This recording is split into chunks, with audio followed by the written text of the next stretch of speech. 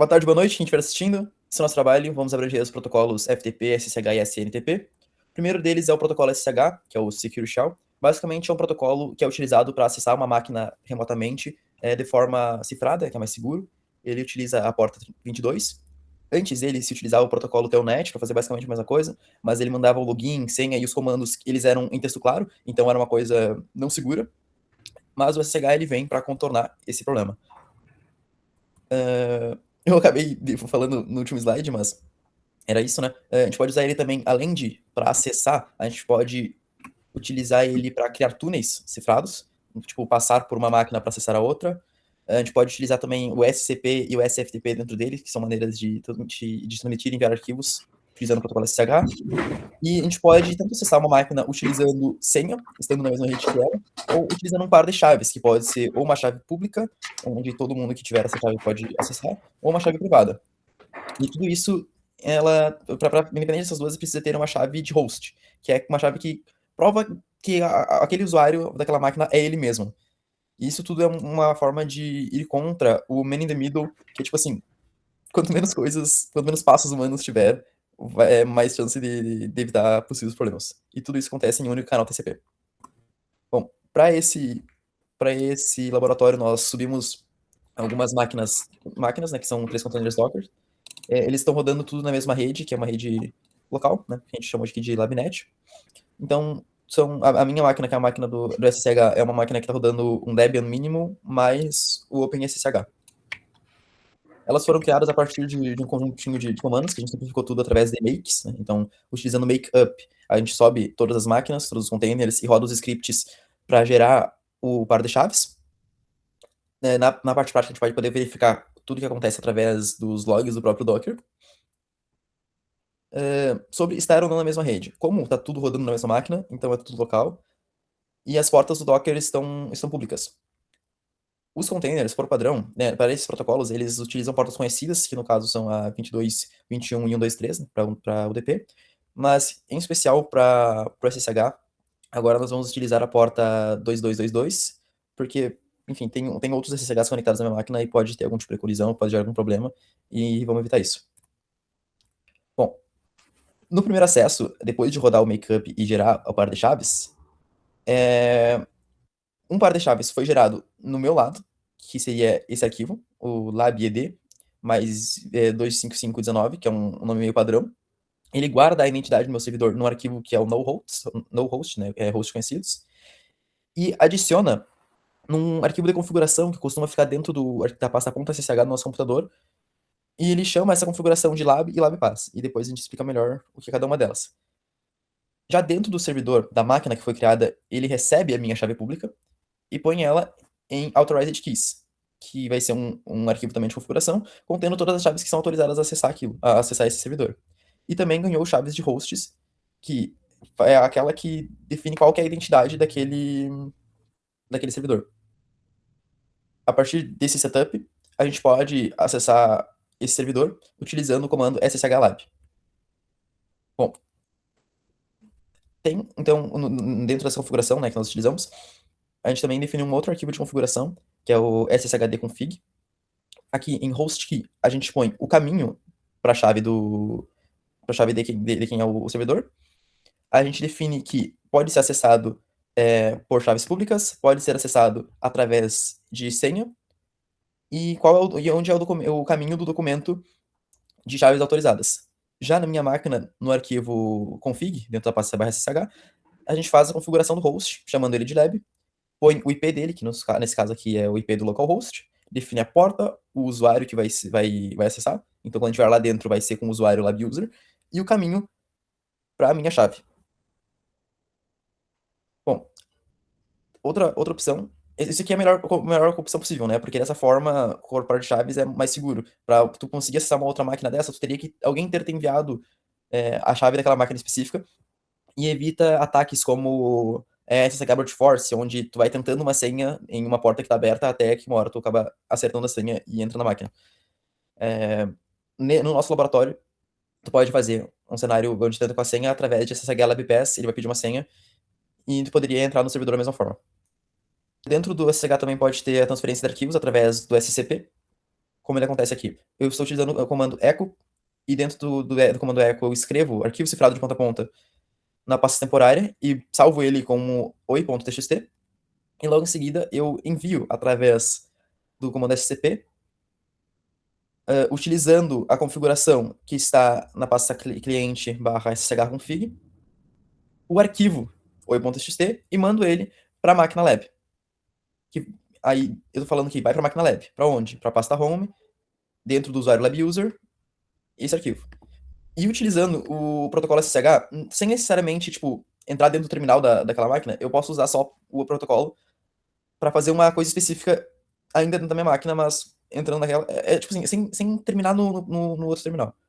Mas aqui eu tô falando para, utilizando o protocolo SSH, utilizando esse arquivo da configuração sshconfig, dar um cat no arquivo oi.txt para exibir o que tem dentro dele. Se a gente fosse fazer uma verificação no Wireshark sobre o que pode ser visto e o que não pode, ele também utiliza, o protocolo SSH também utiliza um rate shake.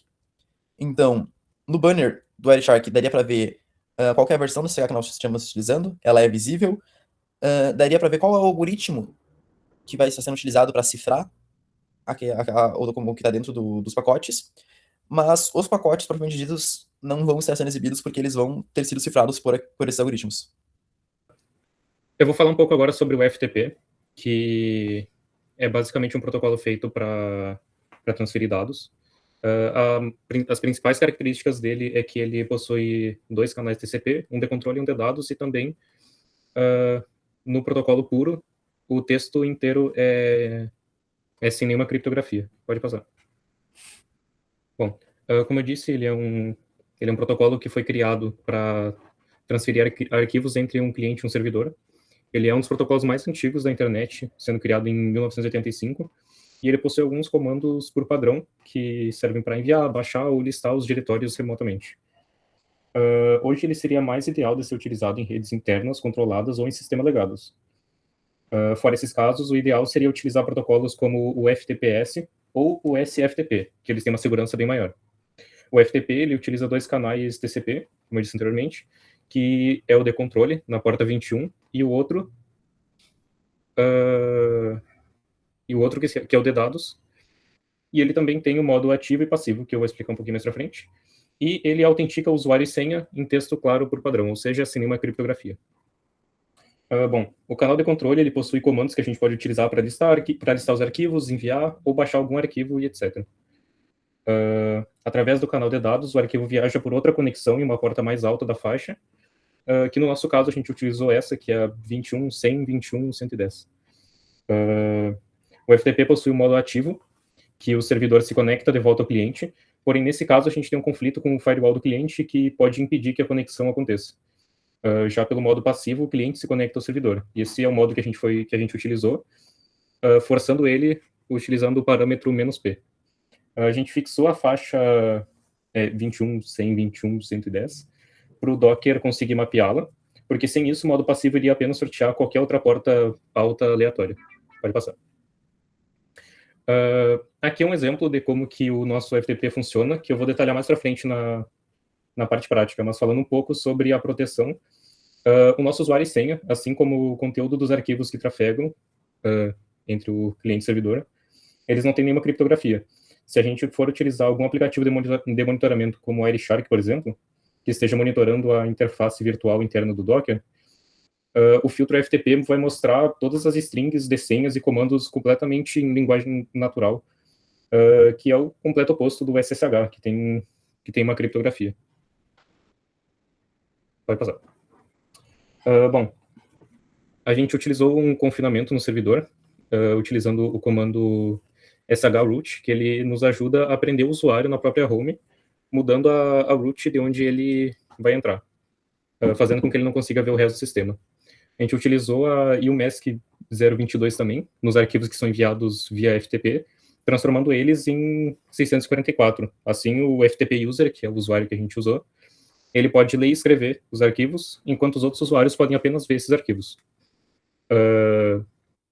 Como eu falei, ele é completamente exposto, então, atualmente, tem alguns substitutos que são recomendados. O FTPS, que tem basicamente uma segurança a mais, que ele é o FTP clássico, só que com uma camada de criptografia TLS.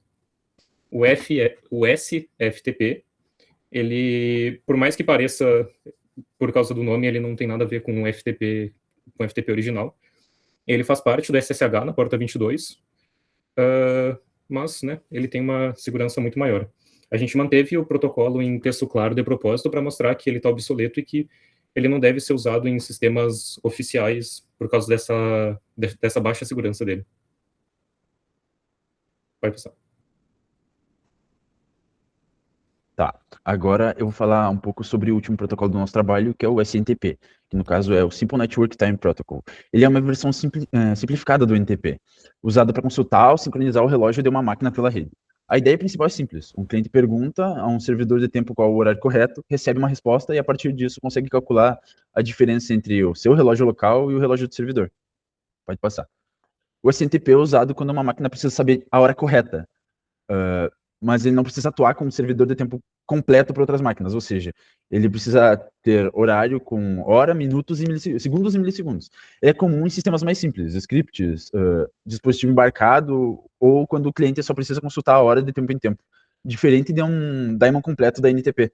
O SNTP é mais direto, ele faz uma troca de mensagem e calcula os valores principais. Mas mesmo sendo simples, ele usa o mesmo formato básico do NTP.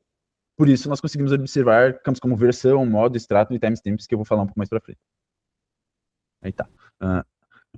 O porquê que preza tanto por esse tempo correto? Ter a hora correta em sistema de rede é muito importante. Vários recursos dependem disso. Log de eventos, certificados, autenticação, token temporário, todas as coisas que englobam isso. Se o relógio de uma máquina está errado, os logs podem ficar fora de ordem, os certificados podem parecer inválidos, os tokens inspirar, e tudo mais. Então, a sincronização de tempo ela não é só uma conveniência, ela também afeta a segurança e a confiabilidade. O SNTP ele roda sobre o DP, normalmente e meio que por padrão na porta 123. No nosso laboratório, isso aparece no Docker como o 123, 2.123/UDP, que indica que a porta UDP 123 do container foi publicada também na máquina local. Ele usa o DP porque a comunicação é curta. O cliente manda uma pergunta, o servidor responde e acabou. Não existe uma sessão longa como em SSH e nem transferência contínua como o FTP. Se fosse usado o FTP antes da troca real, existiria o three-way handshake, que adicionaria atraso. E esse atraso poderia atrapalhar justamente com o que está tentando medir, que é o tempo da ida e volta e a diferença entre os relógios. Daí sobre... volta um pouquinho só, que eu preciso falar sobre o extrato. O stratum é um conceito importante. Ele representa a distância de um servidor entre... Tipo, a distância entre um servidor e a fonte original de tempo. No caso, como ali aparece o Stratum 0, são as fontes de referência. As fontes mais certas de referência, como um relógio, GPS ou qualquer coisa do tipo. O Stratum 1 são os servidores ligados diretamente a essas fontes e assim por diante. No caso, o Stratum 2 está ligado ao 1, o Stratum 3 está ligado ao 2 e assim vai. Então, quanto maior o número do Stratum, mais distante do servidor da fonte original do tempo ele está. Vou passar. O pacote CNTP ele tem 48 bits. Ele parece pequeno, mas carrega informações suficientes para o cliente calcular a hora do servidor, o atraso de rede e a diferença entre esses relógios. Na demonstração, que vocês vão ver depois, o cliente Python monta esse pacote, envia para a porta e depois decodifica a resposta. O programa vai mostrar campo como versão, modo, extrato e tudo mais. Também a parte central do SNTP são esses 4 timestamps, que o T1 é o momento em que o cliente envia a requisição, o T2 é o momento em que o servidor recebe essa requisição, o T3 é o momento em que o servidor envia a resposta, e o T4 é o momento que o cliente recebe a resposta. Com esses 4 tempos, o cliente não simplesmente aceita a hora do servidor de forma direta, ele tenta compensar o tempo em que a mensagem levou para ir e voltar pela rede. Vou passar.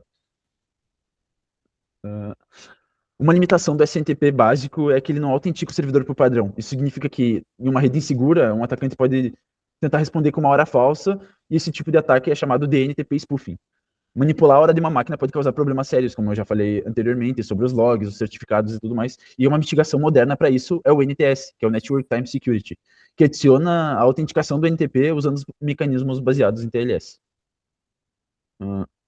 Basicamente, a comparação entre o SNTP, o SSH e o FTP é que eles têm comportamentos bem diferentes. O SSH usa o TCP e cria uma sessão segura para acesso remoto. O FTP também usa esse TCP, mas usa canais separados para controle de dados. Já o SNTP usa o UDP e faz uma troca curta de pergunta e resposta. Bom, então Bom, então partindo para a apresentação do protocolo SSH, eu já subi os containers e gerei as chaves de host e cliente através do makeup, como foi apresentado na parte teórica.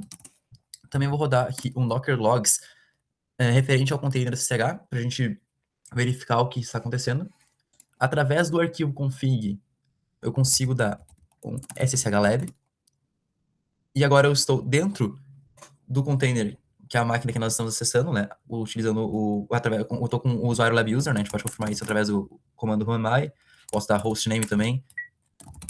Também vai confirmar que nós estamos dentro do host SSH server. Vou sair aqui e vou também mostrar shlabpass e pôr a senha labpass. Dessa forma, é o mesmo acesso, só que utilizando a senha. E tudo isso só é possível pela forma que nós configuramos dentro do arquivo config. Outra coisa legal que a gente pode fazer é fazer um envio de um arquivo. Podemos fazer aqui echo teste para escrever teste dentro de um arquivo relatório.txt. Logo em seguida, a gente pode dar um SCP dentro do arquivo relatório e enviar para a máquina lab, né? Dentro do diretório do lab user. A gente confirma aqui que isso aconteceu corretamente, ó. Ele recebeu a conexão aqui. Agora eu vou fazer uma demonstração do protocolo FTP utilizando o laboratório que a gente desenvolveu. Primeiro eu preciso subir os serviços que a gente vai utilizar. Então eu vou utilizar aqui o comando docker compose up. Beleza. A gente pode verificar se eles estão ativos com esse comando. Tá tudo certo. Bom, para poder demonstrar o protocolo funcionando sem a interferência ou bloqueio do nosso sistema operacional, eu vou entrar no terminal Linux do container do FTP, utilizando o comando docker compose exec ftp bash. Aí. Mas antes de iniciar minha sessão, eu vou mudar para o diretório de uma pasta temporária para poder demonstrar os uploads e downloads que a gente vai fazer. Então, vou dar aqui um cd temp. Aqui dentro, primeiro eu vou usar um ls só para listar os arquivos que tem aqui dentro. Nesse caso, não tem nenhum. Então, eu vou criar um aqui com arquivo de teste e vou dar o nome dele de upload.txt. Usar o ls de novo para listar. Agora, a gente consegue ver que tem aqui o upload.txt. Agora eu vou chamar o cliente utilizando o comando ftp -p. Aqui a gente está utilizando o parâmetro "-p", porque ele é importante para que o protocolo opere no modo passivo e faz com que o cliente que tome as decisões de abrir os canais de dados em direção às portas alocadas pelo servidor. Bem-vindo ao servidor FTP. Então, agora eu tenho que colocar o meu usuário, que é FTP user, e a minha senha. Perfeito. Aqui, com o usuário FTP, que foi mudado a root daqui, né, para ficar aparecendo só o FTP, não ficar exposto onde que a gente está.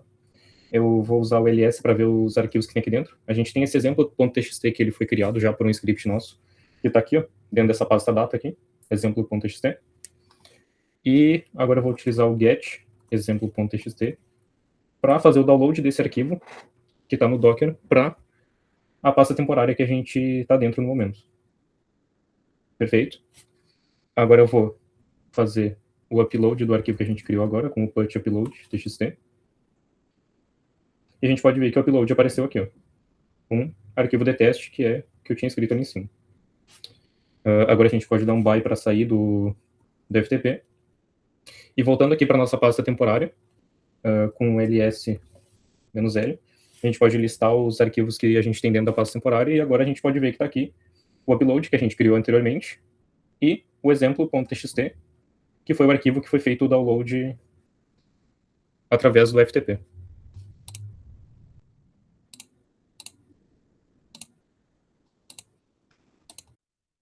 Então, agora nós vamos começar com a demonstração do protocolo SNTP. Após eu subir o servidor SNTP, eu vou verificar se o container está rodando normal e ele está rodando. Então, aqui no laboratório, o container, que no nosso caso é o LabNTP, representa o servidor de horário. Ele está publicado na minha própria máquina no endereço 127.0.0.1, usando a porta 123-UDP, que no caso é a porta padrão. Dando ênfase aqui nesse up, que significa que o servidor está ativo. Agora, vamos executar o cliente. Ao executar o cliente, ele vai montar um pacote de requisição, enviar esse pacote de requisição pela porta para o servidor pela porta UDP 123 e aguardar a resposta. Quando a resposta chega, o programa decodifica o cabeçalho NTP e mostra os principais campos do protocolo. Daí, aqui está o cabeçalho NTP decodificado.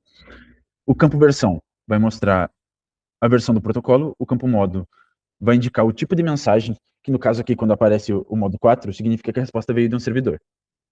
O campo stratum mostra o nível de servidor dentro da hierarquia de tempo. No caso, um extrato menor significa que o servidor está mais próximo de uma fonte confiável de horário, como um GPS ou um relógio atômico. Já o reference ID vai indicar a fonte de referência usada pelo servidor. E o root delay e o root dispersion mostra as informações de atraso e precisão desse tempo. Agora, sobre os 4 timestamps. O ponto mais importante dessa demonstração são esses 4 timestamps. Eles são usados para calcular o atraso da rede e a diferença entre o relógio do cliente e o relógio do servidor. O timestamp 1 aqui, originate, é o momento em que o cliente envia a requisição. Então, aqui tem a data, o horário e os milissegundos. Já o timestamp 2 é o momento em que o servidor recebe a requisição. Igualmente, com horário e datas.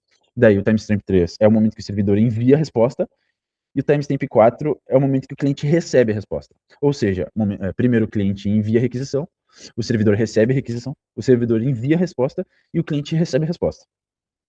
Já sobre como os 4 timestamps, o programa calcula também os 2 resultados principais, que seriam o offset e o delay. O delay ou o round trip delay são mais ou menos aproximado o tempo de ida e volta da mensagem entre o cliente e o servidor. Já o offset é a diferença estimada entre o relógio local e o relógio do servidor, no caso aqui. Isso indica que o relógio da máquina, se o offset for tanto positivo quanto negativo, no caso, se for positivo ou negativo, ele vai indicar que o relógio da máquina local ou está adiantado ou está atrasado. E aqui embaixo tem uma mensagenzinha dizendo que o relógio está 7.4 milissegundos atrasado em relação ao servidor. Daí,